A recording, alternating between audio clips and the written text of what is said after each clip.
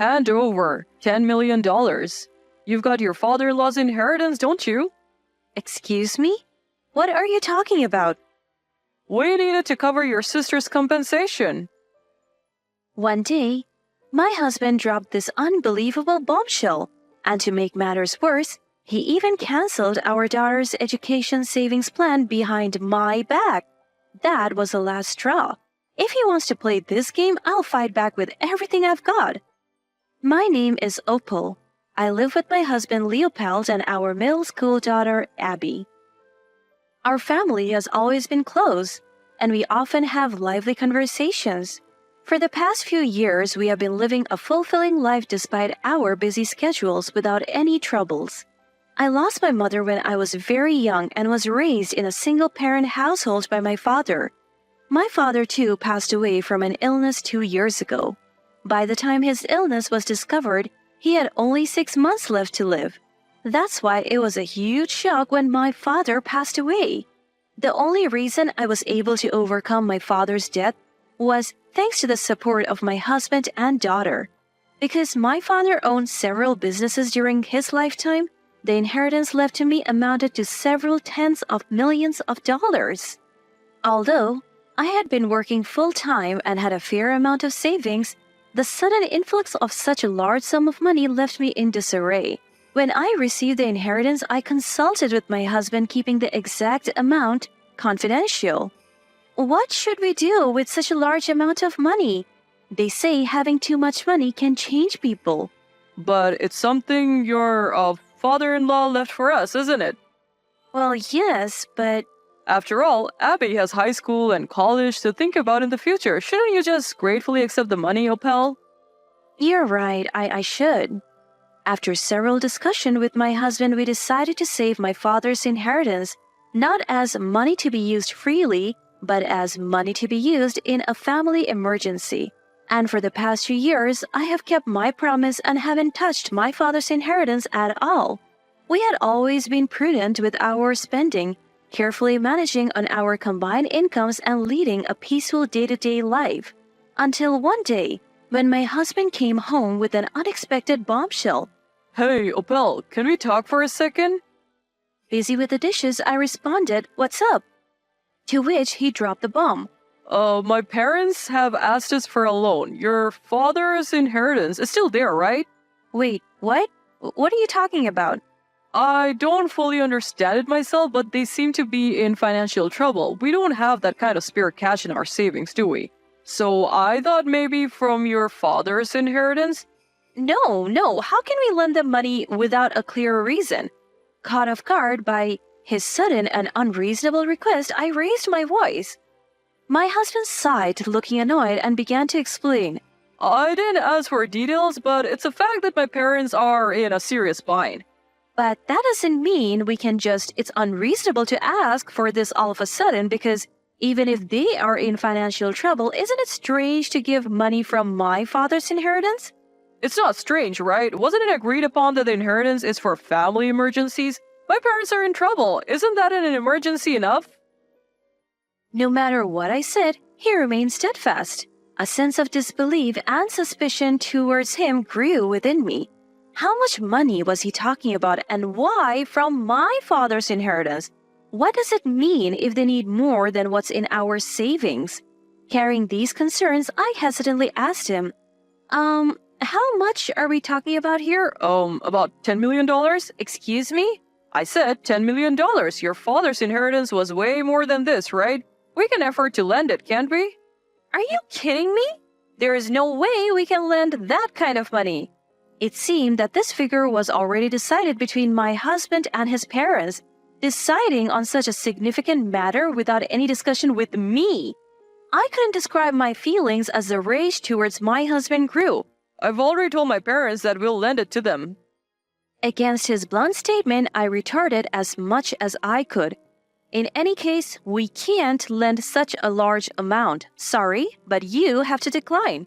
Hey, were you listening to me? I've already told my parents that we are lending them the money. Enough. Fine, I'll go and tell them no myself. With a loud shout, I headed to my in-laws' house the very next day. Facing my in-laws, I confronted them immediately. So, tell me, why do you need $10 million? It's a lot of money. Well, that's, dear. Darling. My in-laws exchanged glances, faltering to respond. Their vague attitude infuriated me, and I raised my voice then and there. Enough is enough. You can't even tell me what's it for? And yet you expect me to lend you $10 million? If you're not going to explain, then I'm not going to lend it, I said. Hold on a minute, pal. Calm down for a moment. Calm down? How can I possibly calm down if you're not going to talk? I'm leaving. And as I stood to leave, my mother-in-law shouted, Wait! Oh, well, the truth is, Shiloh, my daughter, has been unfaithful again, and now her husband and the other woman's wife are demanding compensation. What? What? Again? Shiloh did the same thing 4 years ago, didn't she? Yes, and now we need $10 million to pay them off. $10 million in compensation is a significant amount. What on earth is she doing? And so Shiloh, my husband's sister, had cheated once before. Leaving her child with me, she would slip away to meet other men. The first time she cheated, her parents took on the responsibility of paying the compensation, and she never had to pay a dime, and now it was happening all over again? Watching me shake with anger, my mother-in-law awkwardly continued, Pal, remember how upset you were when Shiloh cheated the first time? That's why you had my husband ask me for $10 million without giving a reason? Yes, would you be able to? I had thought I was immune to such trouble, but this was the state of my husband's family. Why did my husband and in-law spoil Shiloh so much? It was because of the circumstances of her birth. Unlike with my husband, Shiloh was born via emergency C-section after a difficult labor. After a birth that left her between life and death, and with a long-awaited baby girl in their arms, the parents were overjoyed. With a beloved little sister in their lives, my husband too adored Shiloh. With affection from her brother and parents, Shiloh grew up to be a self-centered monster with barely any moral sense. That night, I confronted my husband about the conversation with his parents, but he was nonchalant. Shiloh can't afford $10 million, neither can mom and dad. You're the only one we can turn to, pal. You get that, right? It's not about getting it. Why should I have to pay your sister's compensation? Shiloh is your sister-in-law, isn't she? Don't you want to help your family? The reason we are in this mess again is because you bailed her out the last time she cheated. Well, you inherited money from your father, right? You won't be troubled by losing $10 million. Why should I have to use my precious inheritance from my father to pay for my sister-in-law's indiscretion? Furious at my husband's attitude, I made it clear to his parents over the phone the next day. I was called heartless and inhuman, but I ignored them completely. My husband, likely having been berated by his parents, turned a torrent of abuse on me. Why are you so callous? Don't you get it? It's not just Shiloh in trouble. Mom and dad are struggling too. Do you even understand what callous means? This whole mess started with your sister. If she's done wrong, wouldn't she be the one to take responsibility? That's why I'm asking you for help in the first place. You know, they say money changes people. I never thought it was true until now. You've become a despicable person. What? Despicable? Really? They're trying to pay off his sister's infidelity costs with my father's inheritance? Isn't his family the ones with a messed up way of thinking? The next day, as I got home from work, our daughter was standing at the front door, tears in her eyes. Abby, sweetheart, what happened? Dad left us. What? Seeing my face, she broke into tears. Her clothes were all rumpled, a clear sign that she had been standing at the entrance in shock for a long time. I comforted her, and slowly she regained her composure. Tell me, what happened, honey? Dad started talking about canceling my education savings plans. What? He said that? My husband doesn't know where I keep the bank cards and certificates. So while I was out, he had apparently asked our daughter where they were. She knew that I managed the finances and asked him why. Because I'm canceling the education saving plans and insurance, was his reply. Does Mom know about this? It's not okay to do it without Her knowledge, she lightly warned him, but her caution was met with a fierce backlash. Your aunt is in trouble. Even you are siding with them? If you're so cold-hearted, you're no longer my daughter. Yelling at our daughter, he stormed out of the house. I was shaking with anger. Had he realized that getting money from me was impossible and decided to dip into our daughter's education savings plan? At that moment, I decided I couldn't continue with him. I quickly called my husband. Where are you right now? What's up, Apel? He responded arrogantly. Let me make it clear. I won't be coming back unless you say you will give Shyla some of your father's inheritance.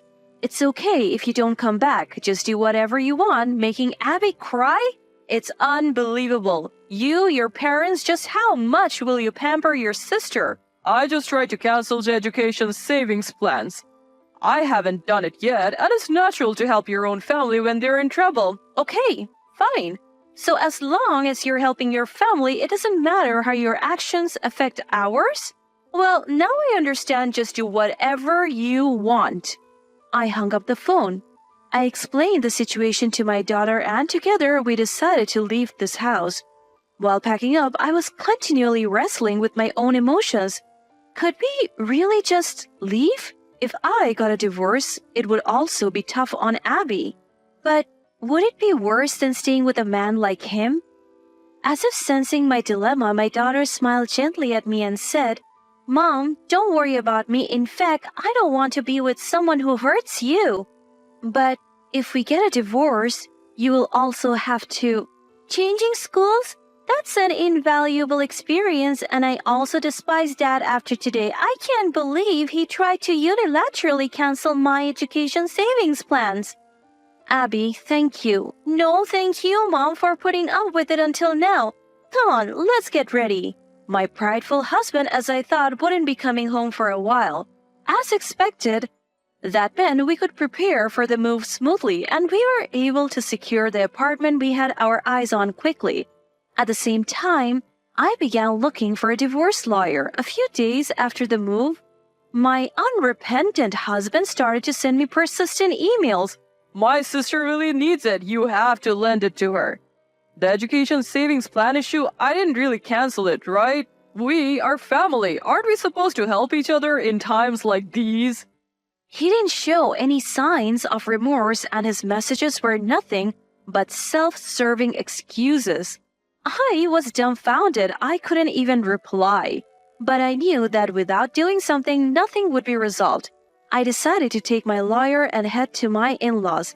As soon as we arrived, my husband and in-laws began to berate me. How dare you bring a lawyer? All you had to do was lend us the money.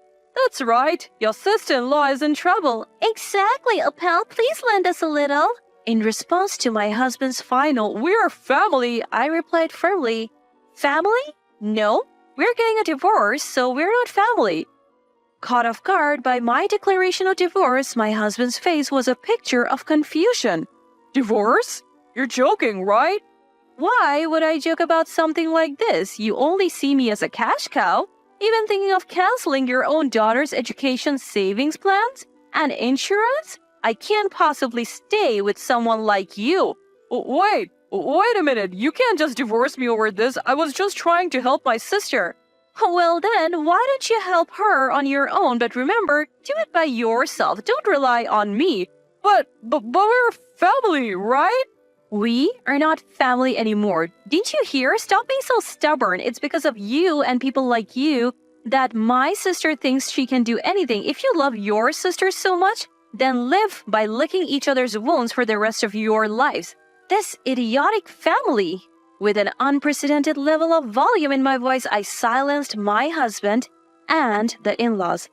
I slammed the divorce papers onto the table and, fueled by anger, left the in-laws' house. Afterwards, with the help of my lawyer, I managed to finalize the divorce.